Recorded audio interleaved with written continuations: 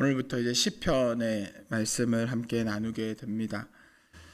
시편은 시로, 노래로 하나님에 대한 이야기를 나누는 성경입니다. 노래에도 다양한 주제가 있듯이 시편에도 다양한 주제들이 있습니다. 성도님도 언제 노래하십니까? 즐거울 때 보통 노래를 합니다. 그런데 시편의 주제들을 보면 감사의 시, 찬양의 시, 또 때로는 역사적인 사건을 다루었던 이야기들도 있습니다. 그런데 150편 시편 중에 가장 많은 주제는 오늘 말씀과 같은 원망, 탄원의 시입니다. 가장 많은 시편을 쓴 다윗도 하나님을 원망하고 하나님 앞에 탄식하는 그런 모습들이 많이 있습니다. 특별히 오늘 읽은 이 말씀은 어쩌면 우리의 마음에 좀 더 공감이 되는, 그래서 좀 더 불편한 그런 시편입니다. 1절 말씀을 보면 이 시인이 하나님이 어떠한 분인지 선언하면서 시를 시작합니다. 하나님이 참으로 이스라엘 중 마음이 정결한 자에게 선을 행하시나. 하나님은 이스라엘 사람들 가운데서, 하나님의 백성들 가운데서 마음이 정결한 자에게 선을 베푸신다, 선을 행하신다라고 이야기를 합니다. 동서고금을 막론하고 착한 자가 잘 돼야 된다라는 것은 당연한 교훈입니다. 우리나라에도, 우리나라 전래동화의 그런 교훈도 권선징악, 선을 권하는 모습을 볼 수 있습니다. 하나님은 선하신 분이십니다. 그래서 선한 자에게, 마음이 정결한 자에게 좋은 것을 주신다라고 시편 기자가 이야기하고 있습니다. 그렇게 기도하면서 동시에 하나님께서 이렇게 행하실 것이다 라는 기대도 품고 있는 것 같습니다.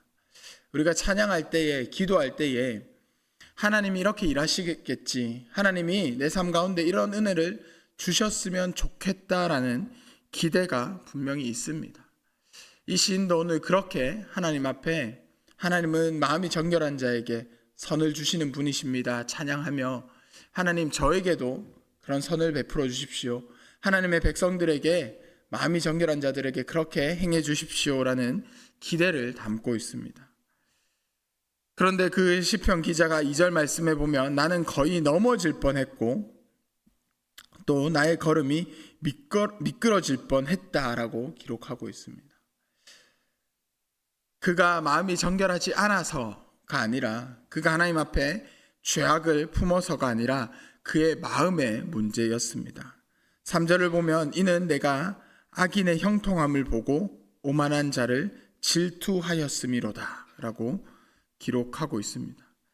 여러분, 질투의 감정은 내가 가지지 못한 것을 다른 사람이 가졌을 때, 때로는 그 사람이 가진 것을 내가 부러워할 때 나타나기 시작하는 것이 질투의 감정입니다. 근데 이 사람이 질투하는 것은 오만한 자를 보고 질투했다라고 합니다. 오만한 자를 봤으면 미워하거나 아니면 하나님께서 징벌하실 거다라는 그런 마음을 품는 것은 이해가 되는데, 그를 질투했다라고 합니다. 근데 그 질투의 이유가 이제 4절부터 쭉 기록되어 있는데 보면 납득이 됩니다. 그리고 읽어보면 참 답답하고 많이 공감이 됩니다. 악인의 형통함을 보았기 때문에 질투했다라고 기록합니다. 형통은 히브리어로 우리가 매우 잘 아는 샬롬입니다. 샬롬은 단순히 일이 잘 풀리고 내 삶이 좀 평안하고 굴곡이 없는 그 정도의 상태가 아니라 하나님께서 함께 하시는, 철저히 하나님께서 하나님의 백성들에게 주시는 평안을 샬롬이라고 합니다. 신약 시대로 넘어와서 신약 성경에서의 샬롬의 의미는 예수 그리스도를 통해 이루어진 평안입니다. 예수 그리스도를 통해 이루어진 것, 죄의 모든 문제가 해결된 것, 십자가로 인해서 죽을 수밖에 없는 죄인이 의인이 된 것, 죽어야 하는 그 존재가 하나님의 자녀로 다시 살아난 것, 그것을 샬롬이라고 부릅니다. 하나님과 예수 그리스도, 그를 통하지 않고는 이루어질 수 없는 평안이 샬롬입니다.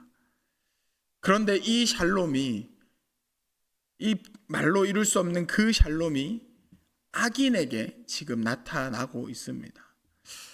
여러분, 그런 모습을 보면 어떠십니까? 우리가 뉴스나 이런 것들을 보면서 잘못된 사람이, 악을 저지르는 사람이 더 잘 되는 모습들을 우리가 종종 봅니다. 그럴 때 저건 아닌데 라는 마음들이 계속 들 때가 있습니다. 4절부터 이제 악인의 그 인생에 주어진 평안, 그 샬롬이 어떠한 것들인지 조금씩 나옵니다. 4절과 5절에 보면 악인의 삶이 고난이 없다라고 이야기를 합니다. 고통, 고난이 없는 삶이 어디 있겠습니까? 누구나 아주 작은 힘든가 어려움이라도 겪으며 살아갑니다. 그런데 악인에게는 그런 고난이 없다라고 이야기를 합니다. 심지어 하나님께서 인간에게 주어주신 징벌 중에 평생 수고해야 먹는, 아담을 에덴 동산에서 쫓아내며 평생 밭을 갈아야 먹을 수 있다, 수고해야 먹을 수 있다라고 하셨는데 악인들은 그 수고로움도 겪지 않는다라고 기록하고 있습니다. 이렇게 평안한 인생이 계속 이어지다 보니까 악인들의 마음이 더 강팍해지고 더 교만해집니다. 6절에서 9절에 보면 그들의 교만이 어떠한 모습으로 나타나는지, 그들의 교만이 얼마나 강력하게 나타나는지 볼 수 있습니다. 6절에 보면 그러므로 교만이 그들의 목걸이요 강포가 그들의 옷이며 라고 이야기를 합니다. 목걸이와 옷, 잘 드러나고 잘 보이는 것들이죠. 자신의 교만한 모습을 자랑하는 겁니다. 내 삶은 이렇게 평안하다, 내 삶엔 고통이 없다 라고 자랑하면서 자신들의 교만을 드러냅니다. 7절에 그들이 얼마나 평안해서 얼마나 살이 쪘는지 눈이 튀어나올 정도로 그렇게 보인다라고 합니다. 또 그들의 마음으로부터 상상하는 것들이 흘러나옵니다. 그들의 소득은 그들의 마음의 소원보다 많으며, 열심히 일하지 않아도 그들의 소득이 얻는 것이 자신들이 기대했던 것보다 훨씬 많다라고 이야기를 합니다. 8절에서는 그들은 능욕하며 악하게 말하며 높은 데서 거만하게 말한다라고 합니다. 그들의 말과 행동도 계속해서 교만과 거만함이 나타나고 있습니다. 그래서 다른 사람들을 억압하기도 하고요, 다른 사람들을 멸시하기도 합니다. 이제 9절에서는 그들의 입은 하늘에 두고 그들의 혀는 땅에 두루 다니는도다. 하나님을 대적하며 하나님을 또 능욕하는 모습까지 나타납니다. 성경에서 하늘과 땅을 표현할 때는 하나님의 창조, 하나님의 주권을 의미합니다. 그런데 그러한 곳에 자신의 입을, 자신의 혀를 두고 있다고 합니다. 악인들이 얼마나 교만하고 얼마나 악한지 나타납니다. 성도님들께서는 어떠십니까? 질투가 좀 많으신 편이십니까?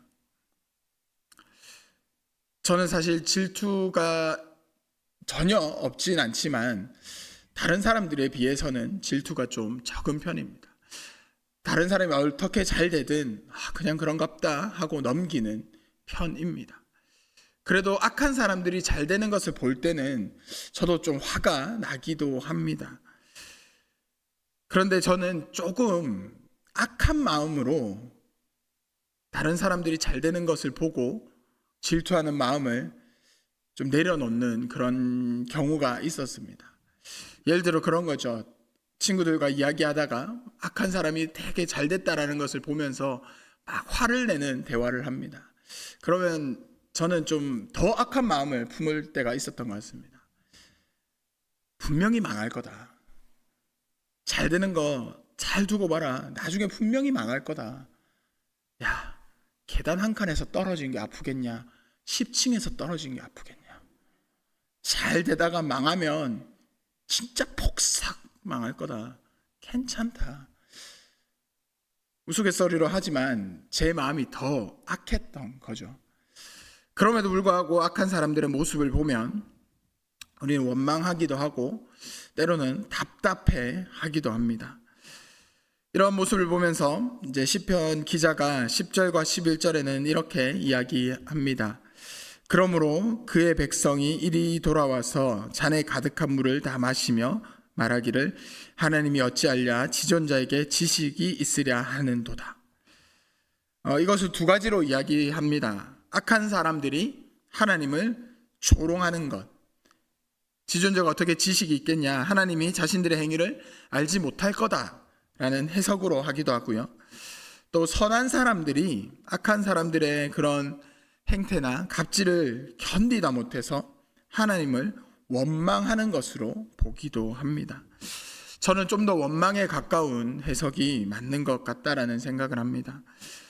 하나님께 계속해서 원망하는 거죠. 1절에서 분명히 하나님은 선한 분이다라고 고백했지만 내 삶의 현실을 보니 나는 계속해서 힘들고 고통스럽게 살아가는데 하나님을 모르는 자들, 하나님을 모욕하는 자들, 저 악한 자들은 더 잘되고 더 평안하게 살아가는 것을 보며 하나님을 원망하는 겁니다.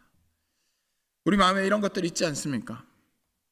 때로는 원망까지는 아니더라도, 남들이 잘 되는 거 보면서 하나님을 원망하는 것까지는 아니더라도 나는 그래도 평안했으면 좋겠는데 내 인생만큼은 하나님 앞에 내가 기도하고 예배하며 봉사하며 살아가면 내 인생만큼은 그래도 좀 잘 되는 것이 하나님의 선하심을 나타내는 것 아닌가 하는 마음 분명히 있지 않으십니까?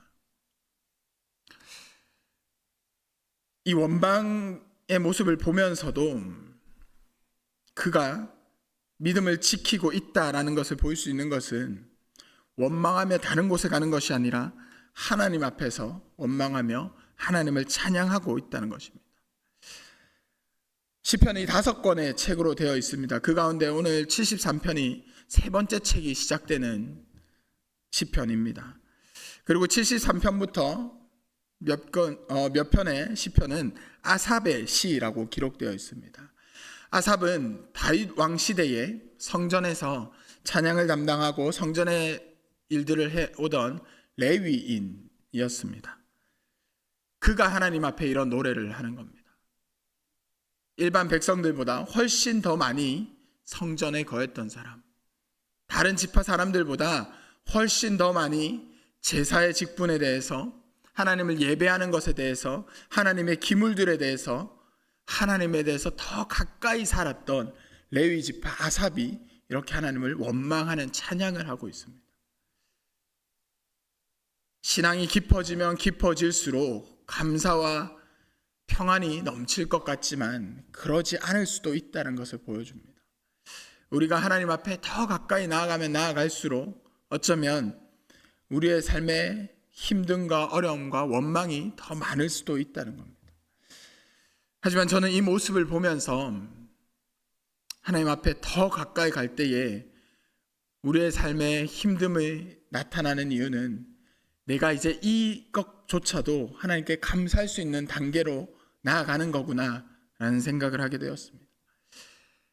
신앙이 얕을 때는 아주 작은 어려움도 하나님 앞에 원망합니다. 그런데 신앙이 조금 더 깊어지면, 하나님과의 관계가 조금 더 가까워지면 그 전에 원망하던 것, 하나님의 뜻이 있으시겠지, 하나님께서 나를 연단하시는 거겠지, 감사하며 기다릴 수 있습니다.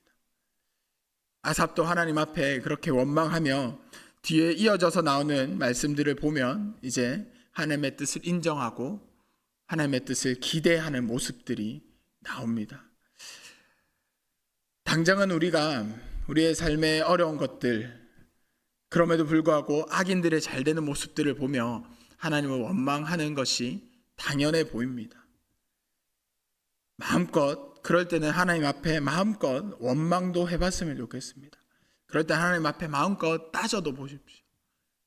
그런 마음으로 계속 기도하다 보면 그 가운데 하나님의 뜻을 알게 될 것이고, 그 가운데에 우리의 마음이 이제 사소한 것에서도 감사할 수 있게 될 것입니다.